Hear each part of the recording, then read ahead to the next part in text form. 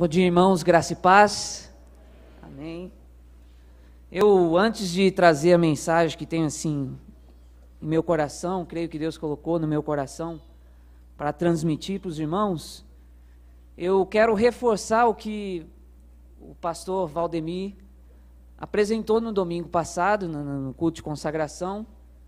Eu continuo membro na minha igreja, a Sexta Igreja de Marília, igreja na Vila Antonieta, Jardim Antonieta, e por causa de toda a história que Deus realizou na minha vida ali, uma igreja pequena, seus 50 membros, e mesmo sem ter uma grande estrutura, eles abençoaram a minha ida ao campo missionário, eles sacrificaram, não, digamos, eles ofertaram, né, toda a sua economia que tinha para fazer a construção da igreja, para pagar a minha passagem à África. Então tem toda a minha história ali, a minha família está presente ali. Nós decidimos então continuar ali na minha igreja.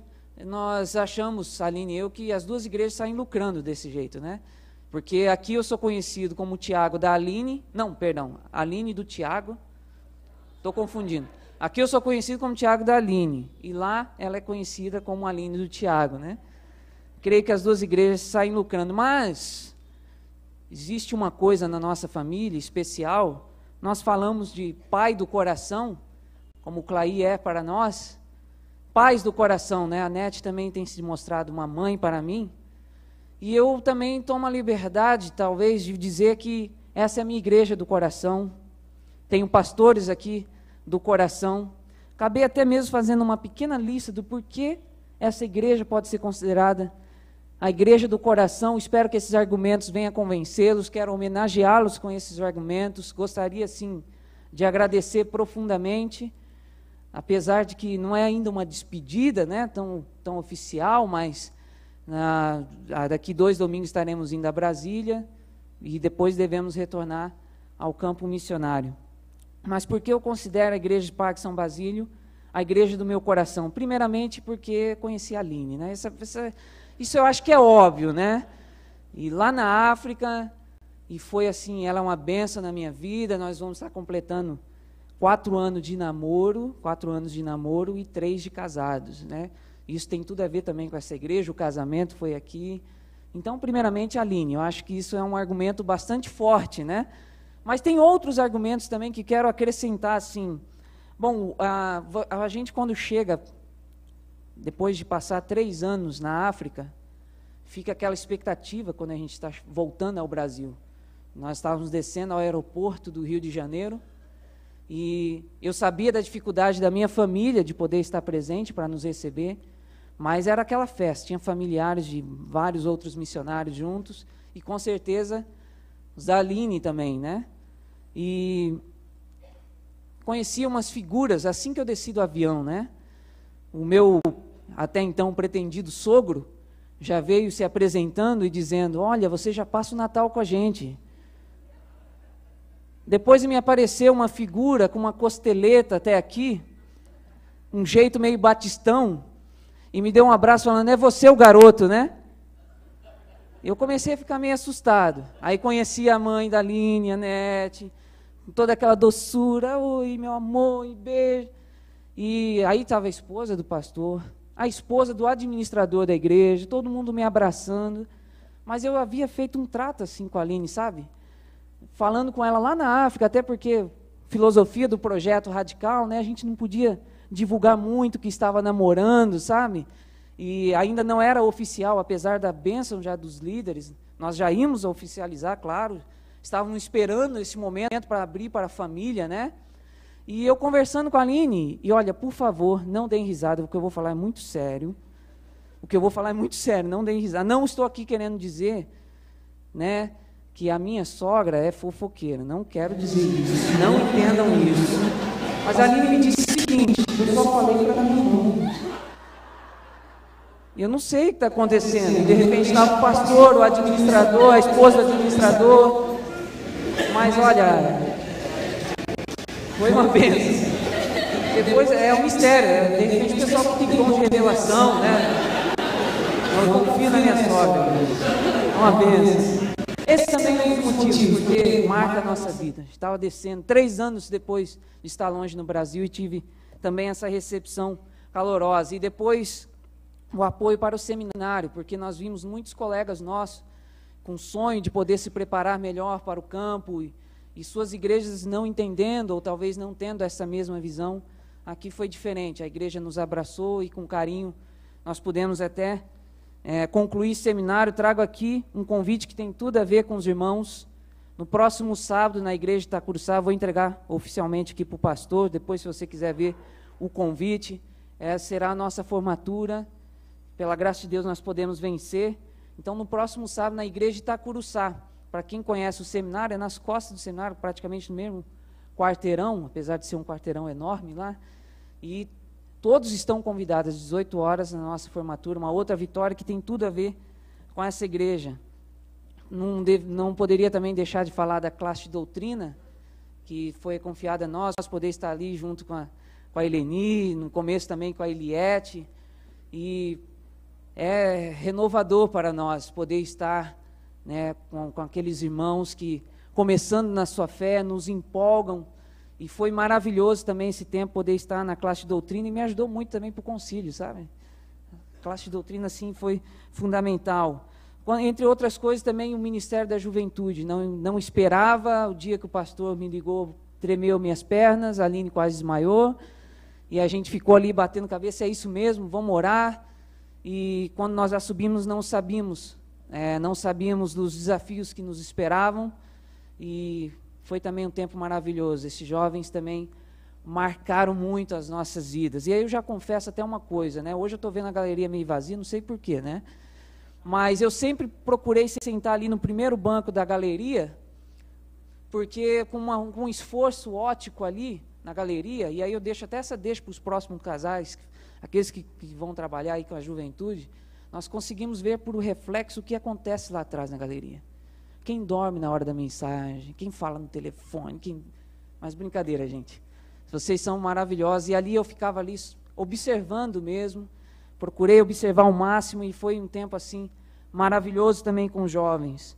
E eu quero aqui também dizer do privilégio e lembrar com muito carinho do trabalho do pastor Marcão, que eu levo em minha memória com muito apreço, né? Um trabalho fenomenal. E eu tive o privilégio de conhecer, nunca vi de perto um trabalho assim. Tive o privilégio, e aqui somente em São Basílio, né, esse privilégio de poder conhecer e ser pastoreado por 7 pastores. Né, só aqui em São Basílio. Eu também tenho um apreço por esses pastores que me ajudaram muito, puderam estar junto comigo. E as suas esposas também, que pastorearam tanto quanto eles também, com seu carinho, com seu abraço. E as pregações, né? A minha mãe, a senhora acha que só lá em Antonieta o pessoal apronta comigo? Não, aqui também o pessoal apronta, né? Eu pude pregar em um casamento, comemoração de casamento, culto de comemoração, aniversário personalizado de criança, primeira vez essa experiência. Fiz o papel de Noé, aniversário de criança, 6 anos, e aí tive com a criançada, foi uma maravilha. E o pastor ainda me falou assim, ó, isso aí vai ser benção para você. Na aula de homilete você vai mexer com umas coisas assim, então vai lá. Pude dar uma palestra sobre Páscoa numa escola, passaram 5 turmas nas minhas mãos, de crianças, eu pude falar sobre a Páscoa, pude falar numa comunidade de recuperação para dependentes químicos. E, gente, como também não lembrar do privilégio de ter participado do Colisão, e ser chamado ainda para interpretar Jesus. Eu que nunca tinha feito teatro, de nada. Malemar, que uma vez eu fui chamado para fazer os pastores lá de Belém, né? E fui chamado então para interpretar Jesus, e olha como fui ministrado pelas pessoas que estavam ali, pelo comportamento da igreja, por tudo que representou essa peça. E aí talvez eu leve aqui a manhã inteira lembrando dos momentos que passei aqui, mas escolhi esses para dizer para vocês que vocês são a igreja do meu coração. A Aline e eu só temos a agradecer, só temos a lembrar com muito apreço dos irmãos. E hoje ainda, uma outra coisa para marcar minha vida, minha primeira mensagem como pastor, né? Mas eu espero que as expectativas elevadas sejam ao Deus da palavra, né? Que o Senhor venha falar aos nossos corações nessa manhã. Amém? vocês são a igreja do meu coração. Eu vou parar de falar um pouco, porque na minha família, minha família é um pouco machista, né? O pessoal começa a chorar, eles começam a falar, caiu um cisco no teu olho? Então deixa eu parar de falar um pouco, senão vai cair um cisco aqui no meu olho. E eu quero convidá-los então a abrirem suas Bíblias no livro de Sofonias. Minha Bíblia já está aqui marcada, mas os irmãos vão ter que, né? Vamos ver quem está bom de Bíblia aí, né? Sofonias, no Antigo Testamento.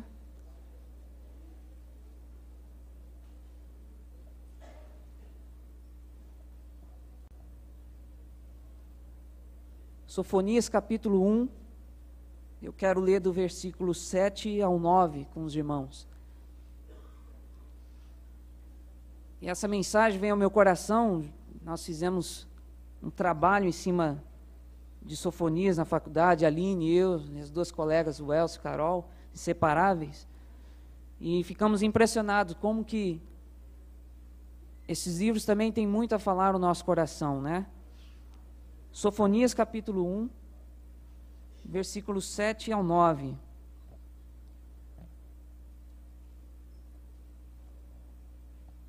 Nos diz assim a palavra do Senhor: Cala-te diante do Senhor Deus, porque o dia do Senhor está perto, pois o Senhor preparou o sacrifício e santificou os seus convidados. No dia do sacrifício do Senhor, hei de castigar os oficiais, os filhos do rei e todos que trajam vestiduras estrangeiras. Castigarei também naquele dia todos aqueles que sobem o pedestal dos ídolos e enchem de violência e engano a casa dos seus senhores. Vamos orar. Pai querido, me coloca aqui nas tuas mãos e desejo muito que o Senhor esteja falando a cada um de nós. Possamos sair daqui, Senhor, pessoas melhores, possamos sair prontos para praticar aquilo que procede do teu coração. Que o Senhor então venha falar, venha usar a minha vida, falar apesar de mim, Senhor. Assim eu oro no nome de Jesus. Amém. Amém. Meus queridos, o livro de Sofonias, ele se encontra num conjunto de livros chamados Profetas Menores, mas que são assim denominados pela tradição evangélica, não por causa do seu valor, menosprezando o seu valor ou o seu conteúdo, mas porque esses livros chamados profetas menores, eles foram os que menos produziram escritas, mas o valor de suas escritas nós também cremos como inspiradas por Deus e que têm lições preciosas por nós, diferentemente dos que são chamados os profetas maiores, foram aqueles que produziram mais, como Isaías.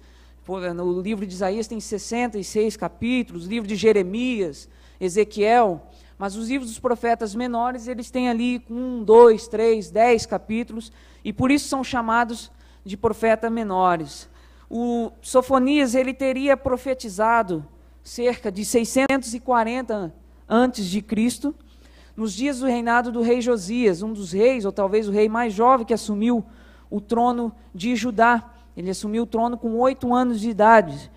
E possivelmente, dizem os estudiosos, que o livro de Sofonias teria inspirado ao rei Josias com quanto à sua reforma religiosa que ele realizou em seus dias. O rei Josias realizou uma reforma religiosa, e há aqueles que dizem que teria sido o profeta Sofonias, com as suas mensagens, que o inspirou para fazer esta reforma, que é lembrada até hoje, foi um marco histórico no meio do povo de Israel. E Sofonias, então, se dirige especificamente à tribo de Judá, ao reino de Judá, conhecido também como o Reino do Sul, né, dentro do reino de Israel. O povo que era escolhido de Deus, que já tem a sua história marcada por conhecer o Deus de Israel, o Deus verdadeiro, e por causa da aliança feita a Abraão, o qual Deus se dirige a Abraão, em Gênesis capítulo 12 e Gênesis capítulo 15. Deus estabelece uma aliança com Abraão e a sua descendência, e Israel seria essa descendência direta também de Abraão, um povo escolhido por Deus. E esse texto, assim como a temática do livro, ele se refere ao dia do Senhor, ele trabalha o conceito do dia do Senhor. Há estudiosos que dizem que Sofonias ele seria o primeiro, ou talvez um dos primeiros, a trabalhar essa temática do dia do Senhor da maneira como ele elabora aqui. Porque até então, no imaginário do povo de Israel, o que se tinha sobre o dia do Senhor eram momentos em que Deus vinha em julgamento às nações vizinhas, nações que eram inimigas de Israel, e exaltava a nação de Israel. A nação de Israel tinha, por ser considerada a nação escolhida por Deus, essa segurança. O dia do Senhor para eles era um dia de segurança, era um dia de alegria, era um dia em que eles sabiam que eles seriam exaltados e suas nações, as nações inimigas, as nações vizinhas, eles saberiam que só o Deus de Israel era o Deus verdadeiro. E por conta disso, a maioria dos líderes, eles se entendiam, e quando se falava do dia do Senhor, eles tinham este dia como um dia de alegria, de esperança, porque eles sabiam que eles eram um povo escolhido de Deus, eles sabiam que eles seriam exaltados, ainda que outros profetas consideravam também que Deus faria uma limpeza no povo de Israel, mas eles tinham esse dia do Senhor como algo positivo, algo de esperança, de segurança, de uma certeza, porque eles sabiam que eles serviam ao Deus verdadeiro, ao único Deus. E este dia também se referia à derrota dos seus inimigos. Mas no texto que nós acabamos de ler, como também todo o livro, Sofonias, ele talvez seria o primeiro a ter um esforço de transmitir este dia do Senhor, não só como um dia de alegria e de segurança para aquele povo que se dizia, né, ou era o povo escolhido de Deus. Ele dizia que era também um dia para si, onde Deus estaria santificando, onde Deus estaria purificando. Não seria um dia de impunidade. E nesse texto o que nós aprendemos é que Sofonias está se dirigindo aos líderes do seu povo, tanto os líderes como os governantes, os filhos do rei, como nós lemos no versículo 7, que eram seus líderes, aqueles que governavam, como também os líderes religiosos, quando ele fala dos altares, aqueles que ministram nos altares. Então, aqueles que eram líderes, e naquela época, a política, a religião, era concebida como uma só. Não se fazia separação entre religião e política. E Sofonias, então, dirige essa mensagem a esses líderes. Possivelmente que o que nós temos, o que nós aprendemos, é que a perspectiva do profeta é que essas pessoas, quando eles ouviam do dia do Senhor, eles não se preocupavam. Era um dia de alegria, era um dia de esperança. E por causa disso, eles estavam promovendo a injustiça, estavam promovendo a corrupção, tanto política como religiosa, explorando e não atendendo ao seu povo. E aí, esse texto de Sofonias, ele vem para condenar, ele vem para trazer esse peso de que o dia do Senhor seria um dia também de santificação. Ele começa dizendo, cala-se diante do Senhor. E essa expressão, quando ela é usada na Bíblia, ela tem um teor de trazer um terror, um temor. Cala-te diante do Senhor teu Deus. Chamando a atenção. Preste atenção. Vocês estão diante do Senhor teu Deus. E aí Sofonias, então, profere ali o seu discurso, dizendo que era um dia que foi preparado pelo Senhor, e que seria um dia de sacrifício, e um dia em que o Senhor santificaria os seus convidados, faria uma limpeza. E aí ele vai dizer no versículo 8, que hei de castigar os oficiais e os filhos do rei. E aí ele está se dirigindo especificamente aos líderes, aqueles que governavam o povo naquela época, e possivelmente estavam ali despreocupados. Falavam, talvez pensavam, nós somos o povo escolhido de Deus, nós podemos fazer e desfazer, porque nós somos os escolhidos. Em nome dessa segurança, eles promoviam a injustiça, eles promoviam a corrupção religiosa e política. E aí ele vai dizer, eu hei de castigar os oficiais e os filhos do rei, e todos que trajam vestiduras estrangeiras. E aí, alguns estudiosos, comentaristas vão dizer que tinha a ver com, eles exploravam as nações vizinhas, nações diferentes, né? E agiam com arrogância, justamente sempre tendo em mente, nós somos o povo escolhido, o dia do Senhor é um dia que será maravilhoso para nós, todos esses outros povos que não conhecem o Senhor serão condenados. E aí eles agiam de arrogância, tiravam sarro das nações vizinhas. E aí Sofonias vem dizendo: também hei de castigar os que trajam vestiduras estrangeiras. Teria a ver com esse comportamento desses líderes. Castigarei também naquele dia, versículo 9, todos aqueles que sobem o pedestal dos ídolos e enchem de violência e engano a casa dos seus senhores. E aqui ele estaria então se dirigindo especificamente aos líderes religiosos, aos sacerdotes, que ali eles estavam em práticas sincretistas, eles conservavam os ídolos das outras nações e já não mais levavam na integridade a maneira como eles deviam servir ao Deus de Israel. Mas quando se falava do dia do Senhor, para eles era um dia de segurança. E aí nós vemos o esforço do profeta em dizer: olha, é um dia de segurança, mas é um dia que o Senhor também trará santificação, purificação, e Ele há de castigar. Nosso Deus, Ele não age com impunidade. Somos o povo escolhido de Deus, sim, mas Deus, Ele não age com impunidade. Ele há de castigar, Ele há de limpar, Ele há de purificar. E aí nós vemos então o esforço do profeta, em todo o livro, ao lermos, nós vemos o esforço do profeta em trazer essa ressignificação do dia do Senhor, que fora construído até então como um dia de segurança, como um dia de paz. E aí, queridos, diante dessa reflexão, diante deste pensamento, dessa linha de raciocínio, eu comecei a pensar uma aplicação para nós hoje. Porque nós temos um ensino sobre a segurança da salvação. Nós temos um ensino sobre a atitude de Deus em nós e podermos, então, através do que Jesus Cristo fez por nós, sermos considerados filhos de Deus. Temos a certeza de que Ele purificou-nos de todo o pecado, de que com a sua graça Ele nos regenerou, nos justificou, nos santificou. Nós estamos nesse processo de santificação e temos a esperança de que um dia seremos glorificados. Eu comecei a pensar então, nessa reflexão de Sofonias, pensar, trazer para nós, porque de fato pela Bíblia nós temos esse respaldo e podemos sim ter a segurança da nossa salvação, podemos sim ter a segurança de que somos filhos de Deus através da fé em Jesus Cristo. Mas também o texto, ele traz essa possibilidade de refletir, como os escolhidos de Deus, nós também temos responsabilidade. Aquela famosa frase: grandes privilégios também trazem grandes responsabilidades. E aí, pensando então sobre o nosso ensino na salvação, o dia do Senhor, ele também se estende a nós.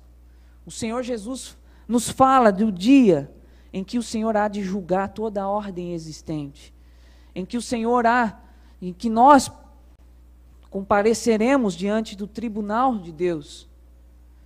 E ali também, como a Bíblia nos ensina, não haverá impunidade. És um Deus justo. Estamos falando de um Deus justo. Falamos também de um Deus que é amor, e por isso nós podemos refletir na salvação. Mas aí, como conciliar o amor e a justiça?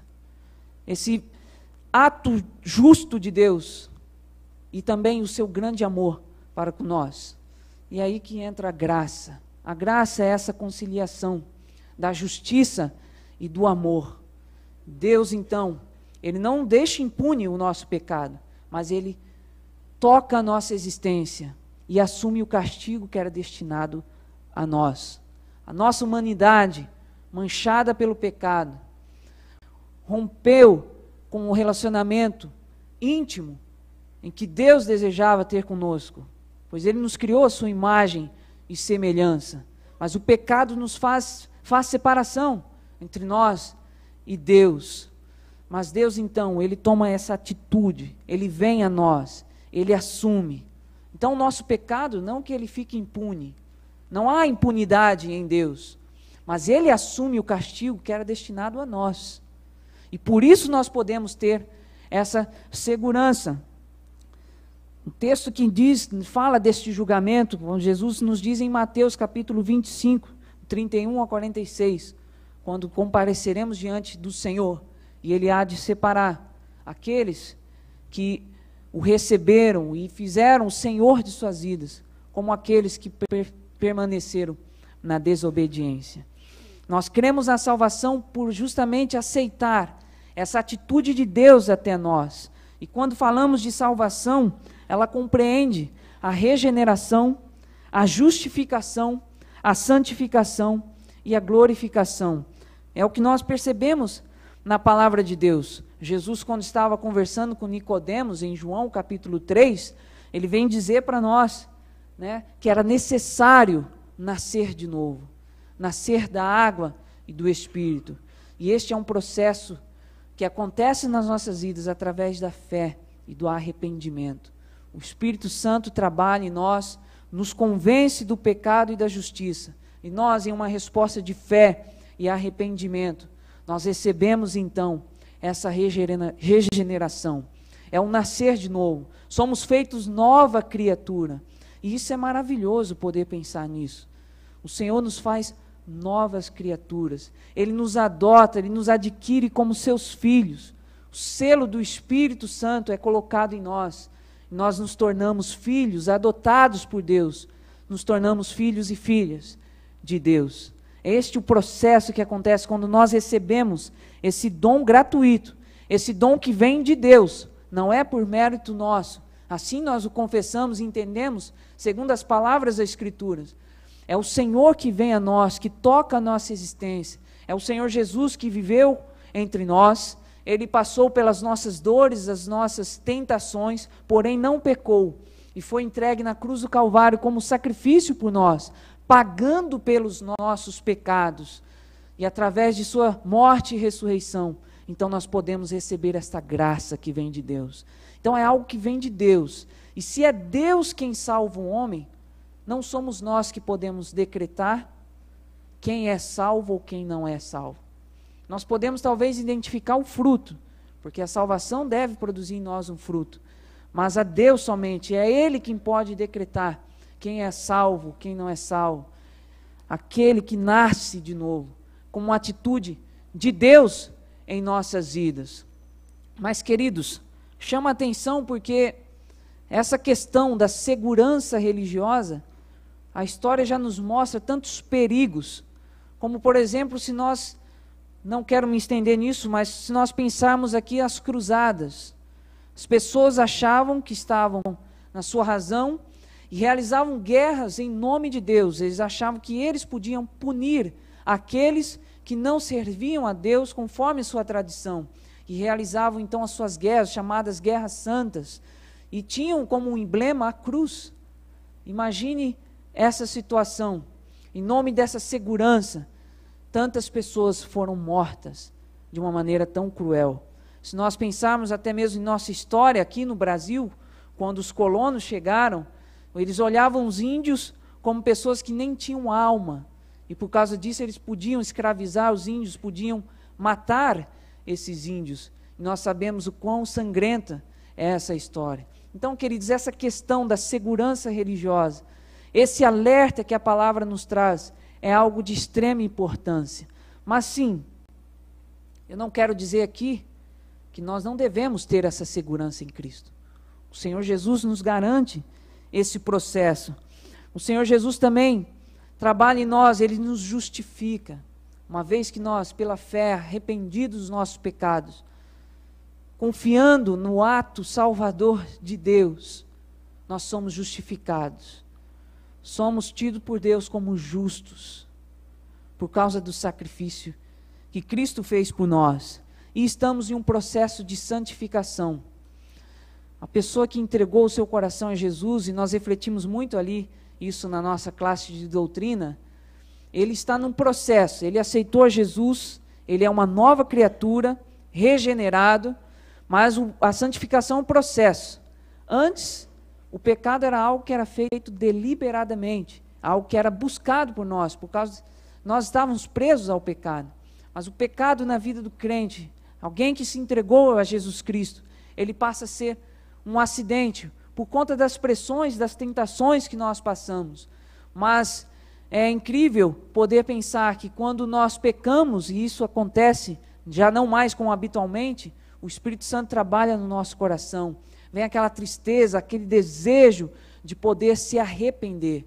E este é o processo de santificação, o qual Paulo até mesmo diz que nós estamos indo, sendo transformados de glória em glória, até o dia de Cristo, em que se manifestará o reino de Deus para nós. E aí nós temos a esperança também, com a promessa bíblica, de que seremos glorificados para estarmos na eternidade com Deus. A Bíblia nos dá essa segurança. Nós temos Romanos, capítulo 8, 33, do verso até o 39, e aí já começa o texto dizendo: quem pode nos separar do amor de Cristo?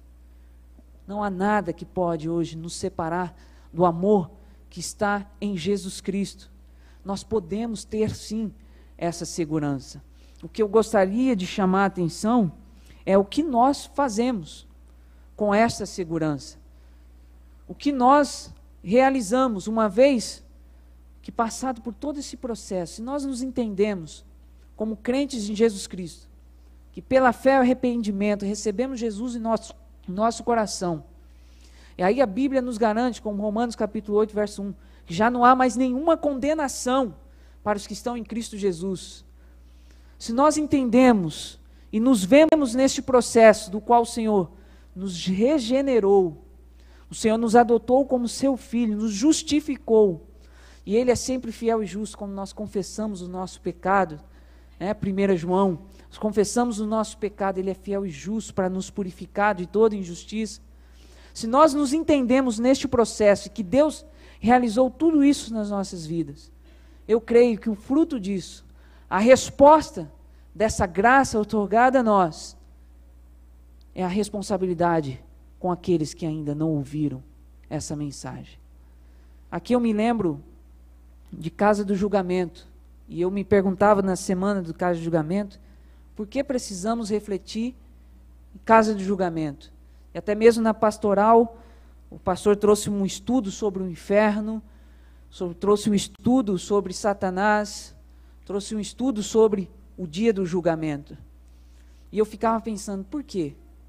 Na mesma semana, eu vi na TV algo que me chocou e me revoltou.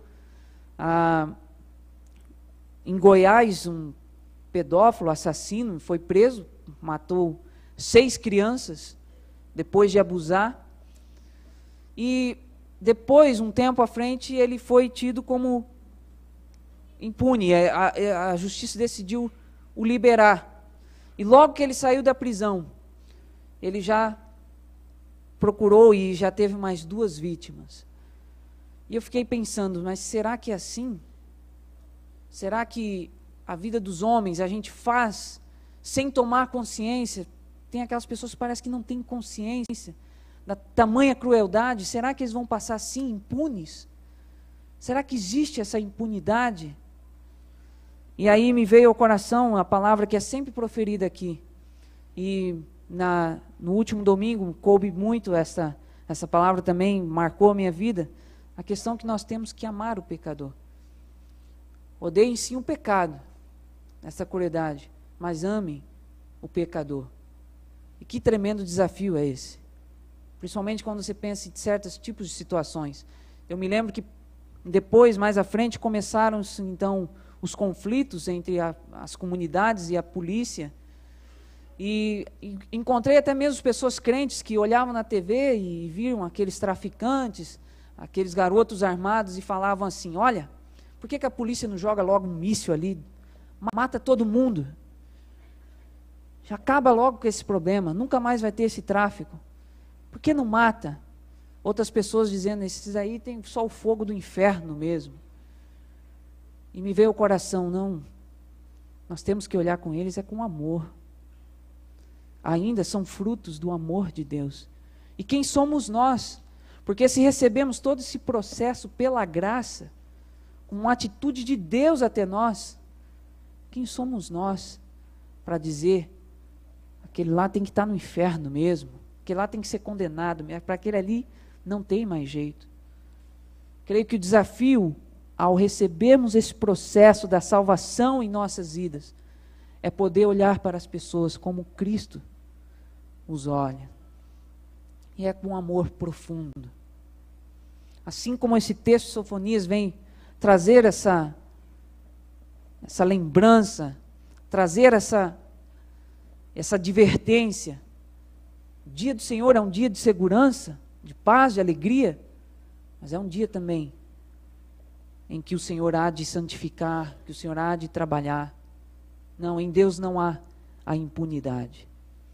Então, queridos, refletindo sobre a nossa salvação, refletindo sobre o nosso papel, gente, que grande privilégio poder estar aqui hoje, adorar e servir ao Senhor, conhecer deste Deus, e poder experimentar, e eu sempre falo isso com o pessoal lá de doutrina, olha, nós estamos ensinando aqui, estamos mostrando na Bíblia, mas procure experimentar isso na sua vida, vê se é isso mesmo que acontece. É muito importante você na sua casa, vai lá, ora, Deus, é isso mesmo, eu posso experimentar isso, dessa liberdade, dessa paz. Como sempre é comentado aqui, nós somos o povo do príncipe da paz e podemos desfrutar desta paz. Mas isso também deve ter uma função específica. Nós não somos salvos pelas nossas obras, mas uma vez salvos, eu creio que uma pessoa salva, tocados por essa salvação, o seu coração, ele se volta, ele quer dar uma resposta a essa graça. Não como uma forma de pagamento pelo que Deus fez por nós, porque nós não temos como pagar. É um preço muito alto, é um preço que só Jesus Cristo poderia pagar. Mas nós podemos sim, em resposta, em gratidão, em amor, buscar aqueles, agir com amor, com a maneira como Jesus age. Isso é o que tem, assim, me tocado profundamente nesses dias, e principalmente quando assumo essa grande responsabilidade, e sempre vem um frio na barriga de poder pregar, e agora, e ouvindo vocês ainda aí, pastor, meu Deus, agora eu sou pastor. Como bate isso no coração? Quando vem essa palavra, vem a alegria, a realização de um sonho, o cumprimento de um sonho que Deus deu ao meu coração, mas bate também aquela responsabilidade. O que, pastor? Ministro da palavra? Como então eu hei de agir? Se sou escolhido por Deus e estou dentro deste processo de salvação, como hei de responder? Quero terminar então, e que reforça o que estamos refletindo, o texto de 1 Pedro, capítulo 2, e verso 9, muito conhecido por nós. 1 Pedro capítulo 2, verso 9.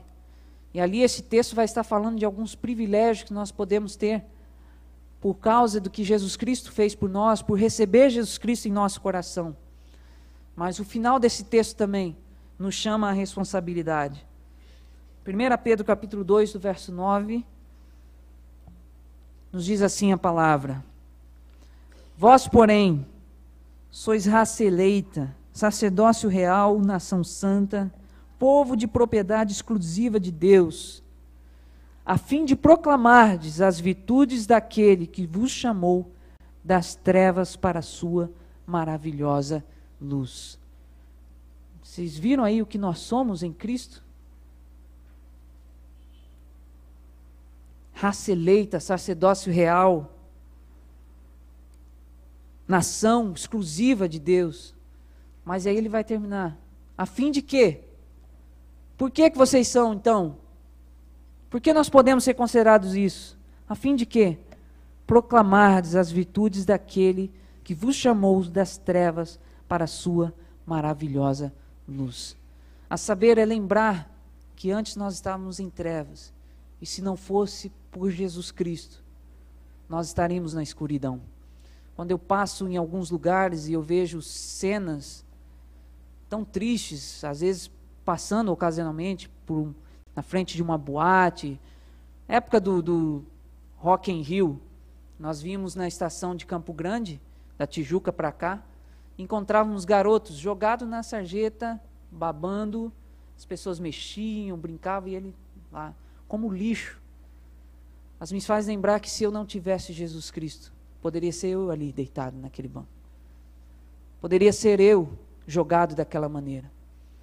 Então, meus queridos, pensar a nossa salvação e a certeza daquilo que Jesus opera em nós, é também nos chamar a responsabilidade para com aqueles que ainda não conheceram essa mensagem.